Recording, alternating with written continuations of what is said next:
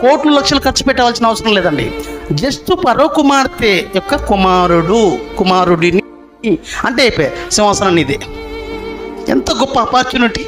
ఎలా కాలదన్నాడు, ఎలా సాధ్యమైంది? పిచ్చోళ్ళ వాళ్ళు. నీవెంత, నీ జీవితం ఎంత, నీ ఆఫ్టర్ నీవు సంపాదించేది, నువ్వు వెనక్కి చేసుకొచ్చేది. అంటే పొద్దున లేస్తే ఒక 10,000 20,000 సంపాదించుకోవడం కోసం దేవునికి టైం లేదంటావా? దేవుని దగ్గరికి రావడానికి కారణాలు చెప్తావా? దేవుని దగ్గరికి రావడానికి కారణాలు చెప్పి దేవుడి దగ్గరికి రావాలి, కానీ కారణాలు చెప్పి దేవుడిని దూరం చేసుకుంటావేంటయ్యా నువ్వు?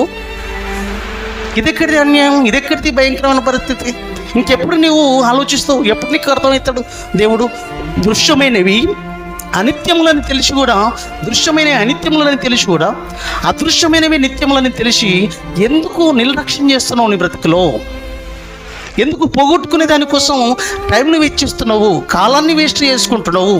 ఎందుకు దుర్వినియోగం చేసుకుంటున్నావు? మనసు పెట్టి ఒకసారి ఆలోచించు. అర్థమవుతుంది ఒకసారి మీకేమైనా? ఇలా ఏంటి ఇల్లు పరో కుమారుడని అనిపించుకుంటే చాలంటండి, రాజు ఒక నియంతగా రాజ్య పరిపాలన కొనసాగించవచ్చు. ఎంత వైభోగంతో కూడుకున్న పరిపాలన, ఆనందాలు, సంతోషాలండి రాజు అంటే.